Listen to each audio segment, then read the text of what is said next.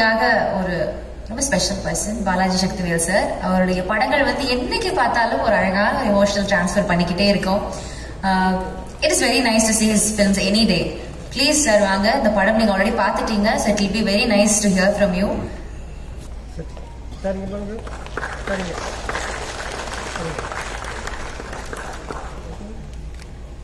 அனைவருக்கும் என் பணிவான வணக்கம்.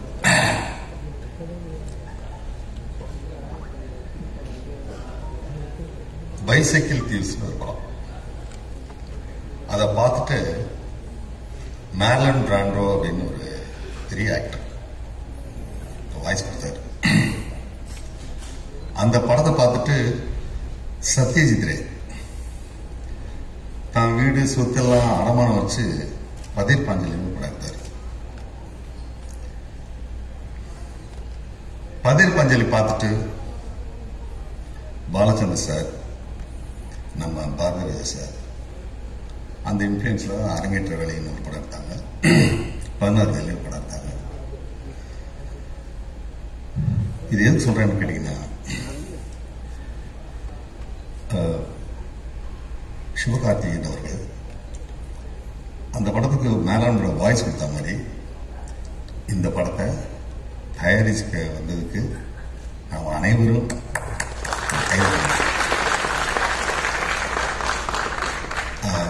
ரவிக்குமார் சொன்ன மாதிரி எந்த வியாபார நோக்கமும் இல்லாம வந்து பண்ணியிருக்காரு.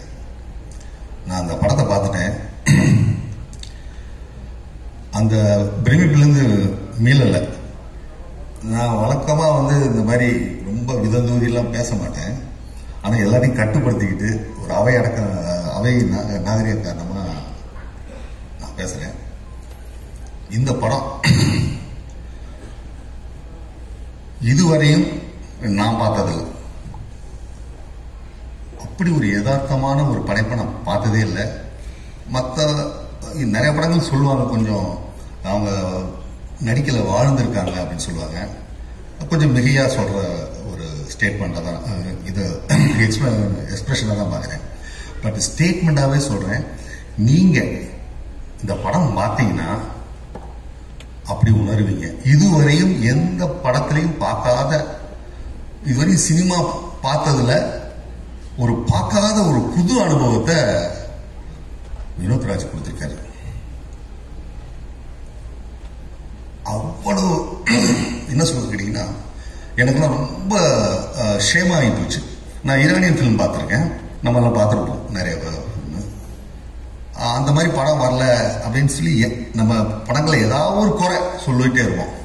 ஆனால் எனக்கு தெரிஞ்சு இது ஒரு கவிதை மாதிரி எடுத்திருக்காரு. இதை நான் எந்த விதத்திலையும் குறை சொல்லலை. ஏன்னா ரொம்ப நேர்மையான அப்ரோச், ரொம்ப ரொம்ப நேர்மையான அப்ரோச். ஒரு பொண்ணை பேய் பிடிச்சிருக்குன்னு இவங்க நினைச்சுக்கிட்டு அது முடிவே பண்ணிட்டு ஒரு சாமியார்ட்ட கூட்டு போறாங்க. இந்த டிராவல் தான் படம்.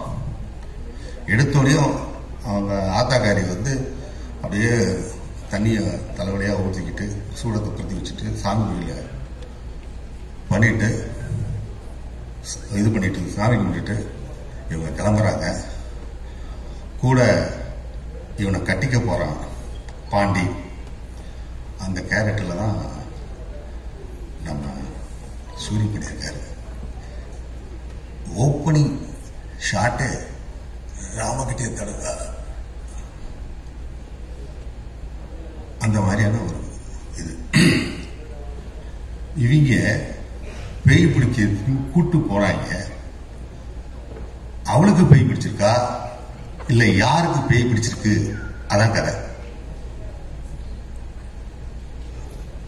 அதுல இந்த குறியீடு அந்த என்னமோ சொல்லுவாங்களே நிறைய அந்த இது காமிக்கிறது, அந்த சிமிலி அப்படி, இது எல்லாமே ஒரு வாழ்க்கையை பார்த்த ஒரு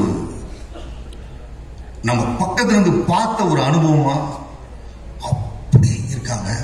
யாருக்கும் எந்த எல்லாத்துக்கும் அந்த அந்த வகையில முக்கியத்துவம் தான். அத வந்து நான் வந்து உண்மையிலேயே நான் சூரிய வந்து பல வடிவங்களில் நம்ம பார்த்துருக்கோம். பயங்கர காமெடியாக ரொம்ப காமெடியானவும் பார்த்துருக்கோம்.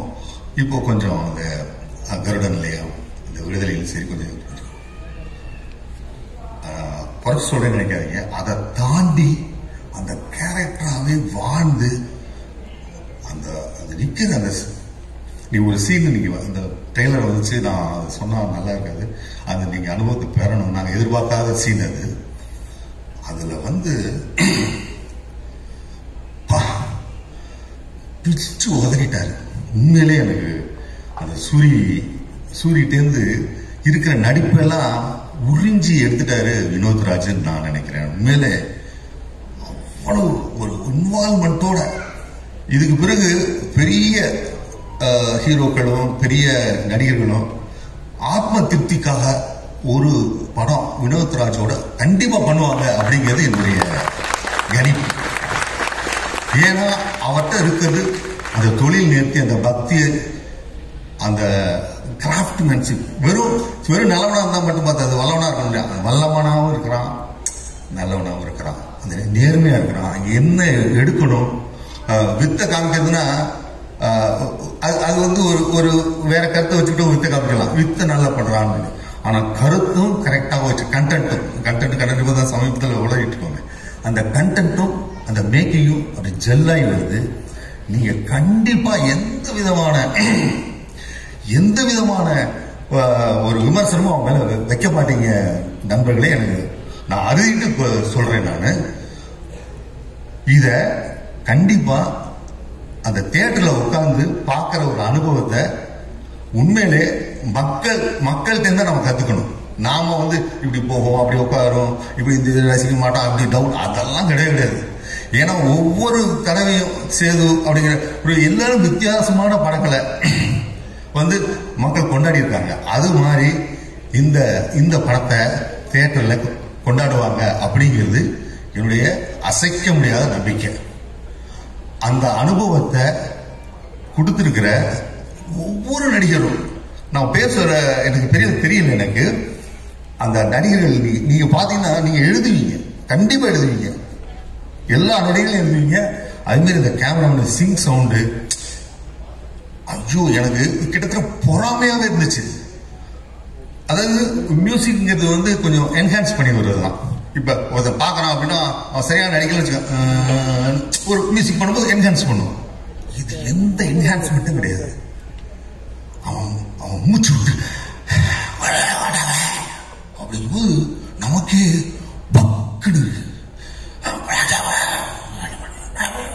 இப்படி வந்து இது சாதாரண விஷயமும் கிடையாது. எத்தனை டேக்கு எத்தனை எல்லாத்துக்கு முன்னாடி இருக்கும். ஒரு கேப்பர்னம்னு ஒரு படம் நீங்க கண்டிப்பா பாருங்க, ஓடிடியில் இருக்கு, நெட்ஃபிளிக்ஸ்ல. அந்த படம் பார்த்து மிரண்டு அது வந்து வெற்றிமாறன் சொல்லி பாருங்கன்னு சொன்னாரு. அப்படி பார்த்து அதுக்கு இணையா நம்ம ஊர்ல அது புரியாத கதையெல்லாம் கிடையாது. நம்ம பசங்க நம்ம ஆளுங்க பண்ண அந்த ஒரு விஷயத்தை கேப்சர் பண்ணி கொடுத்த இந்த வினோத்குமாருக்கும் அந்த டீமுக்கும் இதை தயாரிச்ச சிவகார்த்திகேயனுக்கும் இதுல நடிச்சு பெரிய நடிப்பறக்கனான சூரிக்கும் என்னுடைய நெஞ்சார்ந்த வாழ்த்துக்களை பணிவன் கூட வச்சுக்கிறேன். இந்த அனுபவத்தை கொடுத்ததுக்கு எல்லாருக்கும் மிக்க நன்றி சொல்கிறேன். நன்றி.